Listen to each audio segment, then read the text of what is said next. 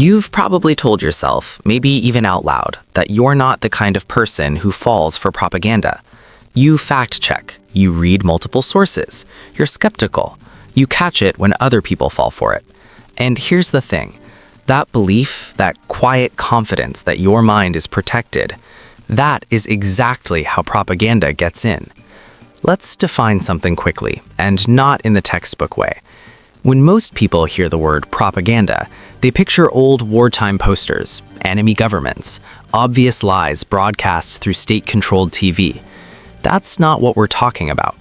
Modern propaganda doesn't announce itself. It doesn't need to be false. It doesn't need to be extreme. It just needs to shape what feels normal to you, what feels obvious, what feels like something you figured out yourself. And the smarter you are, the more immune you believe yourself to be, the more effective that shaping becomes. There's a name for this effect, but we'll get to that. Here's where it gets uncomfortable. Researchers have consistently found that people who consume more news, who are more politically engaged, who consider themselves informed, are not better at detecting bias. They're often worse. Not because they're less intelligent, but because they've consumed so much information that they've built an architecture inside their minds, a structure that automatically filters what gets in and what gets dismissed. Think about the last time you read a political headline and immediately knew whether it was credible or not, before you clicked, before you read a single word of the article. How did you know?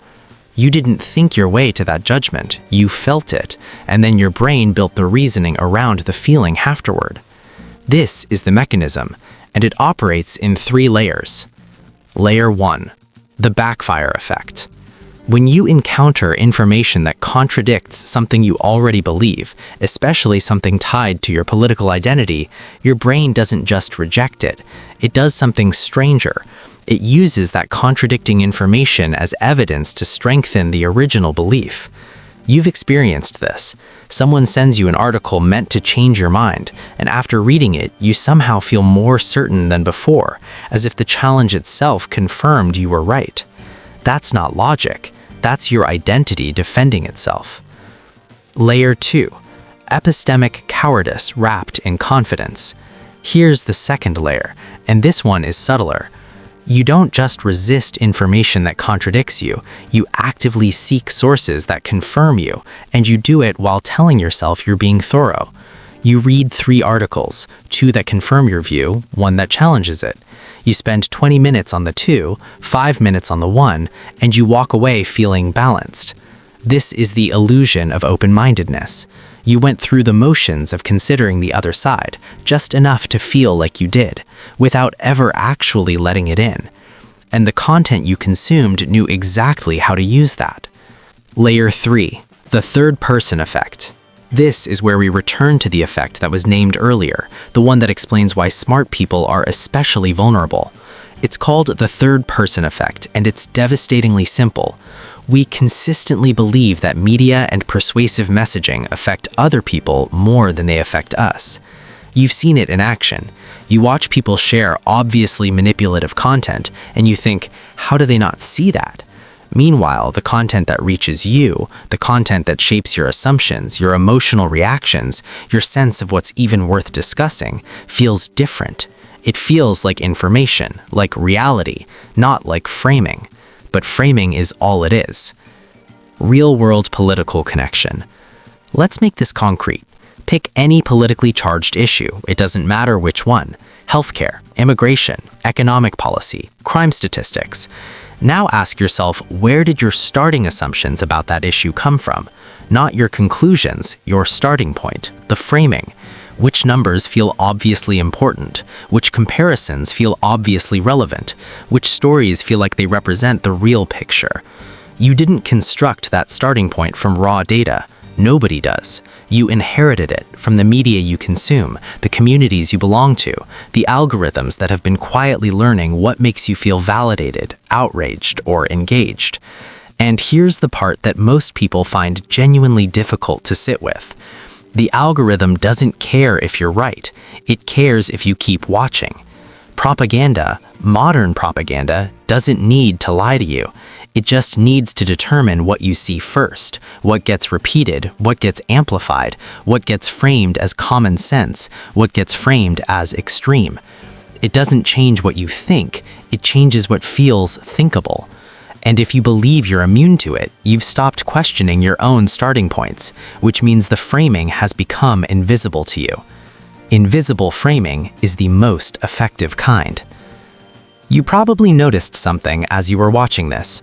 Your mind may have drifted, just briefly, to someone else, someone you know who is clearly more susceptible than you, someone who really does fall for this. That drift, that instinct to locate the vulnerability somewhere outside yourself, that's the effect, operating in real time, right now. It's not a personal failing, it's a feature of the human mind.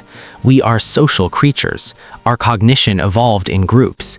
Believing what our group believes was once a survival strategy.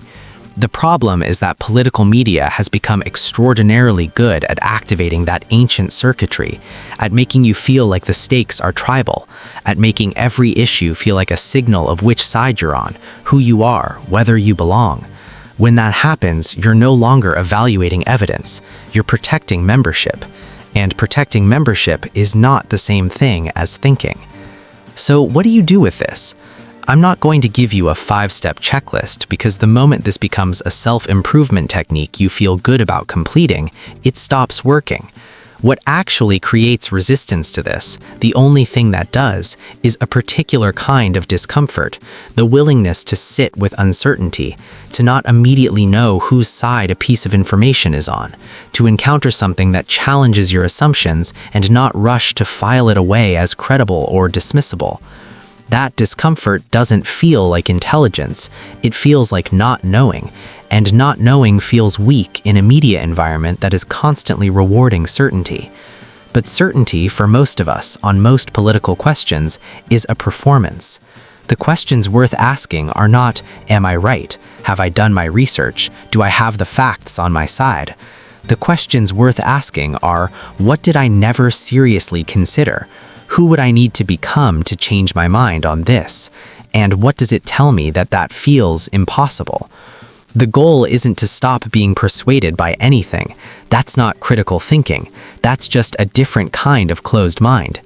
The goal is to notice the frame, to ask who built it and why, and whether you'd still choose it if you'd seen the picture first.